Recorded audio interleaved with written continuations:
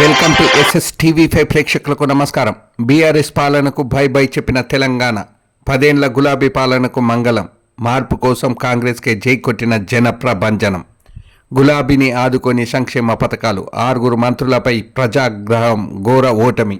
కామారెడ్డిలో ఓటమి పాలైన కేసీఆర్, 10 ఏళ్ల బీఆర్ఎస్ పాలనను చూసిన తెలంగాణ ప్రజలు ఇక భరించలేక ఓటుతో కేసీఆర్కు బై బై చెప్పారు. మీ సేవలు చాలు కేసీఆర్ అంటూ గులాబీ ప్రభుత్వాన్ని గద్దె దింపారు.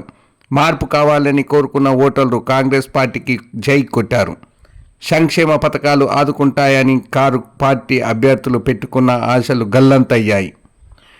కుక్కను నిలబెట్టిన గెలుస్తామంటూ గతంలో ఒకంత గర్వంగా చెప్పుకున్న కేసీఆర్ కామారెడ్డిలో స్వయంగా ఓటమి పాలయ్యారని జీర్ణించుకోలేకపోతున్నారు. కేవలం గజ్వేల్ సీట్తోనే సరిపెట్టుకోవాల్సిన పరిస్థితి ఏర్పడింది. బీఆర్ఎస్ తరపున గెలిచిన అభ్యర్థుల్లో చాలామంది స్వల్ప మెజార్టీతో, అది బీజేపీ అభ్యర్థులు చీల్చిన ఓట్లు మూలంగా బయటపడడం గమనార్హం. రాజ్భవన్కు రాజీనామా లేఖ ఓఎస్డీ ద్వారా పంపిన గులాబీ అధినేత, ఆమోదించిన గవర్నర్. భద్రత లేకుండానే ఫామ్ హౌస్కు బీఆర్ఎస్ బాస్, ఇక అపద్ధర్మ సీఎంగా కేసీఆర్. అసెంబ్లీ ఎన్నికల్లో కాంగ్రెస్ 65 స్థానాల్లో విజయం సాధించింది. దీంతో కేసీఆర్ ఆదివారం ప్రగతి భవన్ నుంచి వ్యవసాయ క్షేత్రానికి వెళ్లారు. సొంత వాహనంలో బయటకు వెళ్లడంతో ఆయన రాజ్భవన్కు వెళ్లనున్నట్లు అందరూ భావించారు. రాజీనామా లేఖను గవర్నర్ తమిళసై సౌందరరాజన్కు కలిసి అందజేస్తారని సమాచారం ఇచ్చారు.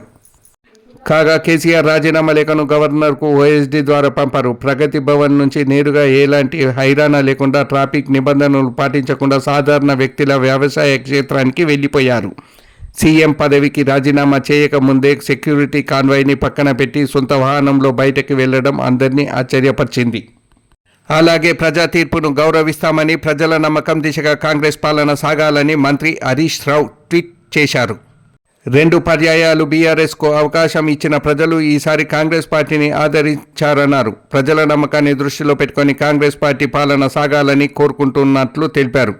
అధికారం లేకున్న తెలంగాణకు తాము సేవకులమంటూ బీఆర్ఎస్ ఎమ్మెల్సీ కల్వకుంట్ల కవిత ఆదివారం ట్వీట్ చేశారు. అసెంబ్లీ ఎన్నికల్లో కష్టపడి పనిచేసిన బీఆర్ఎస్ శ్రేణులకు కృతజ్ఞతలు తెలిపారు. మాతృభూమి కోసం చిత్తశుద్ధితో పనిచేద్దామని పిలుపునిచ్చారు.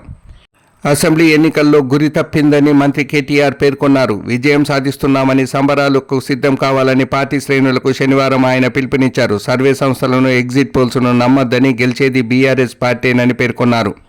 హ్యాట్రిక్ లోడింగ్ 3 వేడుకలకు సిద్ధంగా ఉండండి అంటూ తాను తుపాకీ గురిపెట్టిన ఫోటోను ట్వీట్లో పోస్ట్ చేశారు. అయితే తిరిగి కేటీఆర్ ఆదివారం గన్ గురి తప్పిందని ట్వీట్ చేయడం సోషల్ మీడియాలో వైరల్గా మారింది. అహంకారమే అసలు కారణమైందా? కేసీఆర్ కుటుంబ పాలనపై ప్రజా ఆగ్రహం. కేటీఆర్, కవిత ప్రవర్తన తీరు కూడా కొంప ముంచిన కమిషన్లు, అవినీతి, బీఆర్ఎస్ నేతల ఓవర్ యాక్షన్ ఫలితమైందా? కేసీఆర్ తన కొడుకు, కూతురు, సడ్డగుడి కొడుకు, మేనల్లుడు ఇలా అందరికీ పదవులను ఇవ్వడానికి ప్రజలు జీర్ణించుకోలేకపోయారు. ఆత్మగౌరవాన్ని కోరుకునే ప్రజలు కేసీఆర్ కుటుంబ సభ్యుల అహంకారానికి, బీఆర్ఎస్ నేతల అధికార దుర్వినియోగాన్ని సహించలేకపోయారని గద్దె దించడం మినహా మరో మార్గం లేదని ప్రజా సంఘాలు వ్యాఖ్యానించాయి. ఈసారి బీఆర్ఎస్ను ఓడించాలంటూ ఓపెన్గానే అప్పీల్ చేయడంతో పాటు నిరుద్యోగులు, విద్యార్థులు గ్రామాల్లో యాత్రలు, క్యాంపెయిన్స్ ద్వారా ప్రజల్లో చైతన్యాన్ని ప్లానింగ్ చేశాయి. అది వర్మౌట్ అయ్యిందని తాజా ఫలితాలు రుజువు చేశాయి. రాష్ట్రంలో ప్రతి పనిలో అవినీతికి పాల్పడిన బీఆర్ఎస్ నేతలు చివరకు ఢిల్లీ లిక్కర్ స్కామ్లో సైతం దందాలకు పాల్పడ్డారనే కామెంట్లు ప్రజల్లోకి వెళ్లడం విశేషం.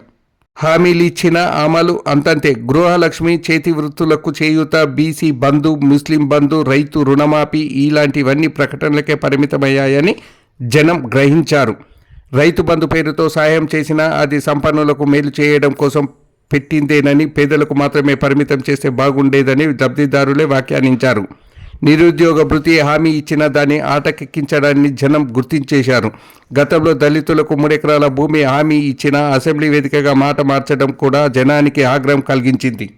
ఎన్నికల ఫలితాల్లో కేసీఆర్ కుటుంబ పాలనపై ప్రజా ఆగ్రహం స్పష్టంగా కనిపించింది. దీర్ఘకాలంగా పేరుకుపోయిన వ్యతిరేకత ఒక్కసారిగా బగ్గుమనింది.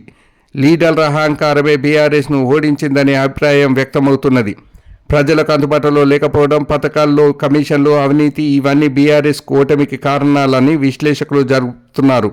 బీఆర్ఎస్ పతనానికి అనేక కారణాలున్నాయి. అందులో ఢిల్లీ లిక్కర్ స్కామ్ కవిత ప్రమేయం ఉందనే ఆరోపణలు కూడా కీలకం. రాష్ట్రంలో గులాబీ నేతల అవినీతిపై గుసగుసలు వినిపిస్తున్న క్రమంలోనే ఒక మహిళగా ఉండి ఢిల్లీ మద్యం కుంభకోణంలో ఇరుక్కుపోవడం సామాన్య జనంలో చర్చనీయాంశంగా మారింది.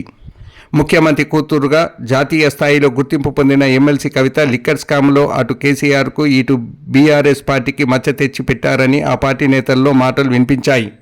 కేసీఆర్ మాటపై సడలిన విశ్వాసం, మాటలే తప్ప చేతలు లేవనే ఆరోపణలు. దళిత సీఎం 3 ఎకరాల భూమి పంపిణీ, ఉచిత ఎరువుల పంపిణీ, నిరుద్యోగ భృతి, ఏకగ్రీవ పంచాయతీలకు 10 లక్షల రివార్డు ఏమయ్యాయని ప్రజల్లో ఆకాంక్ష. ఇవన్నీ ఓటమికి కారణం కావచ్చు.